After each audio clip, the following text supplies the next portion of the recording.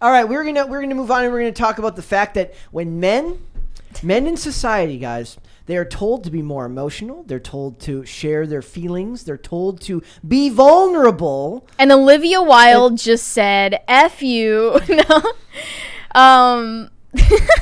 Ben Shapiro defends Jordan Peterson crying at Olivia Wilde's incel insult, which is say that 10 times fast. It's incel insult. Keep going. Insult. I can't do it. She revealed that the villain in Don't Worry, Darling, played by Chris Pine, is actually based on Jordan Peterson. We talked about this when it came out.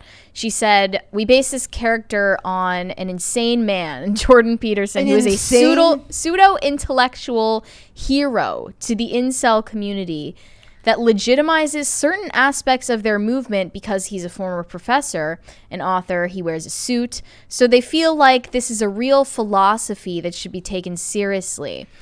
So this is one of the most abhorrent contradictions. She's clearly never actually listened to a word he said. The idea of her being able to label what a pseudo-intellectual is bonkers. Calling Jordan P. If anyone is a pseudo-intellectual, it's Olivia Wilde, because she has no depth and she's trying to make artistic commentary. And the idea that in an age where you can just really blatantly disregard any desire men have to be better, outside of the realm of the feminist lens, right? Mm-hmm. So they're not allowed to have their own needs or their own fears or their own concerns, because why do you get your fears, concerns, and worries when the patriarchy is still in place?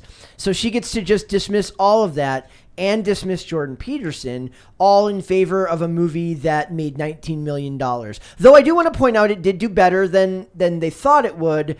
I don't know if it's what I would call a successful movie, but it doesn't necessarily make it unsuccessful. It could do much better down the road. But I just want to point out that her villainization of Jordan Peterson is just one thing on the huge stack of bad PR for this movie.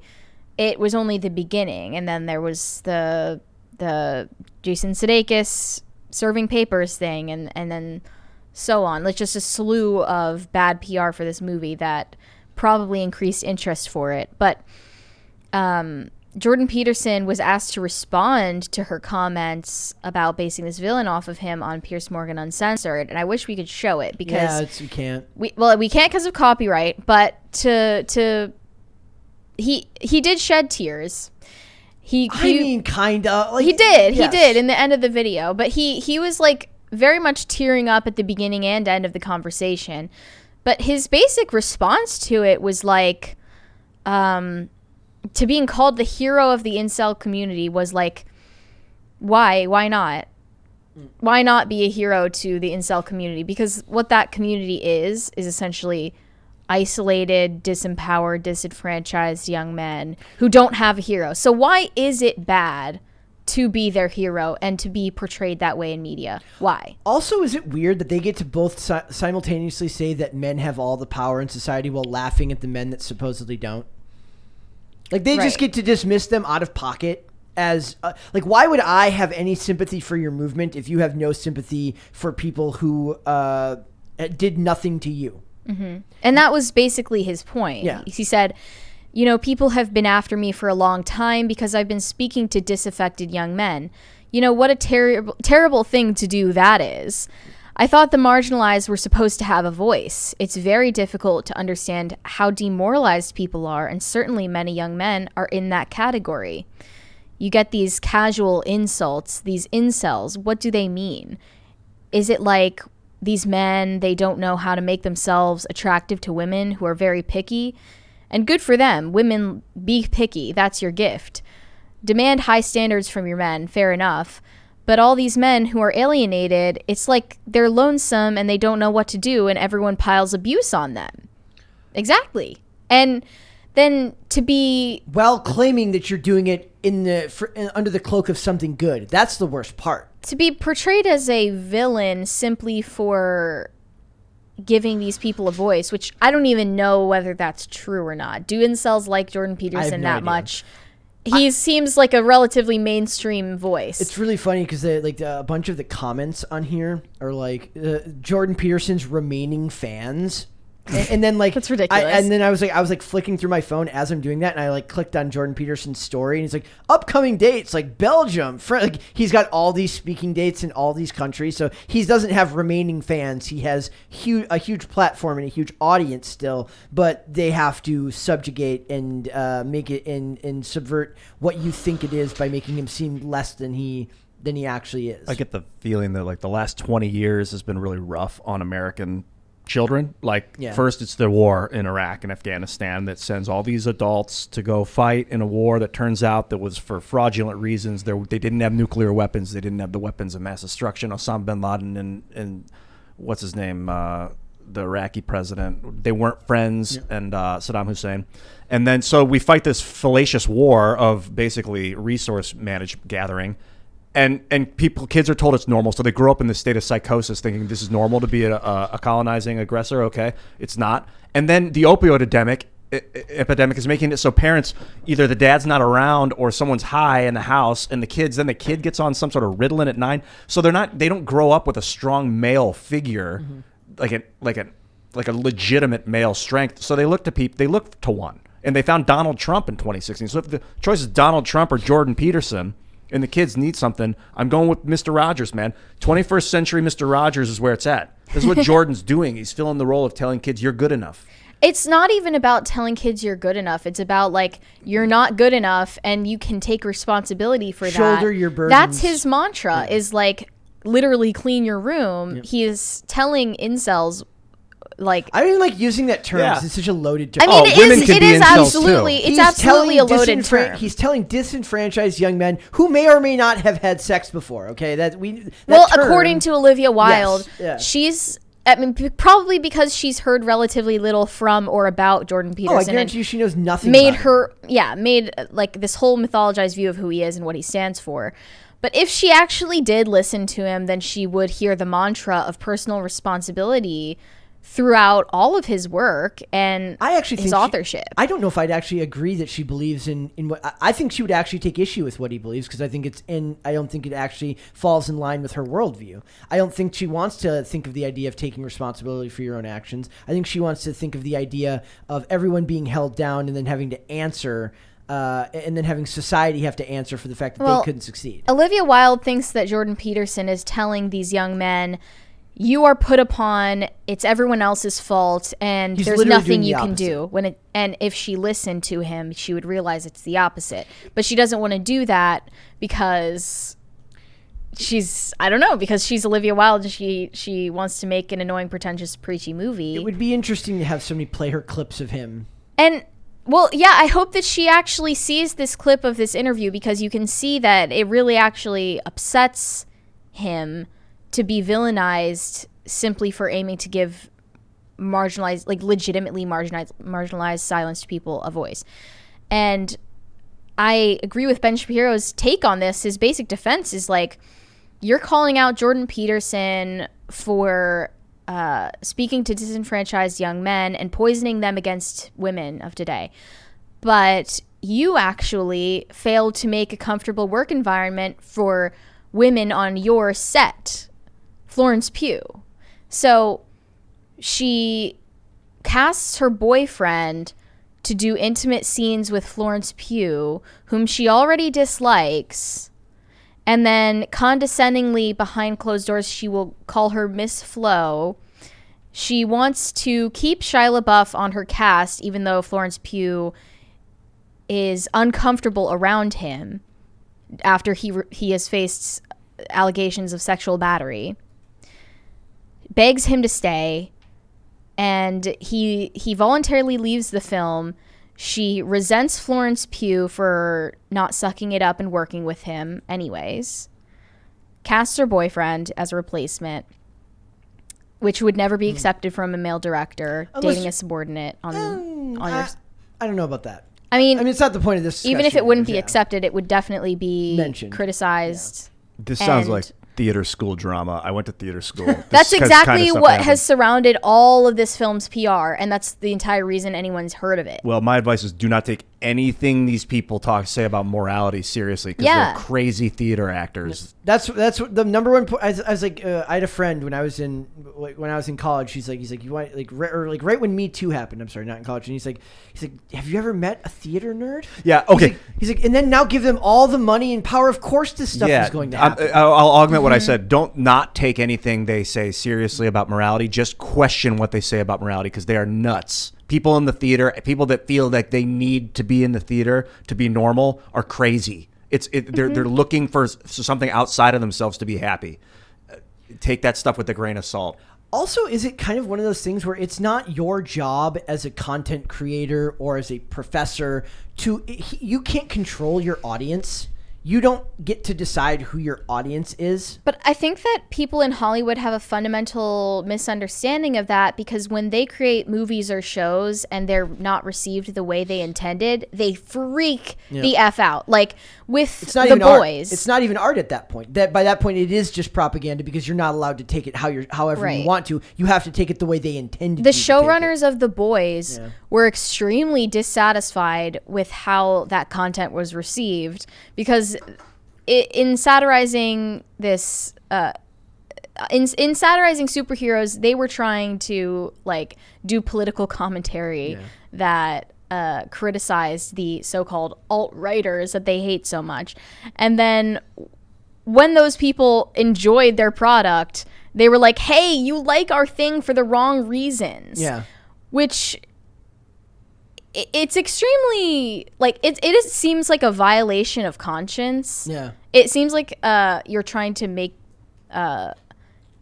compulsory feelings about what you made when like really like if it didn't strike the chord that you wanted it to, is that not your own fault? It used to be that art that they liked it when art was left open to interpretation. Yeah. Now that's outlawed. So now that that's outlawed, they want academia to follow suit. And if you're an author, a speaker, or any kind of public intellectual, if your message is not received exactly how they want it to be received, that is the public's fault.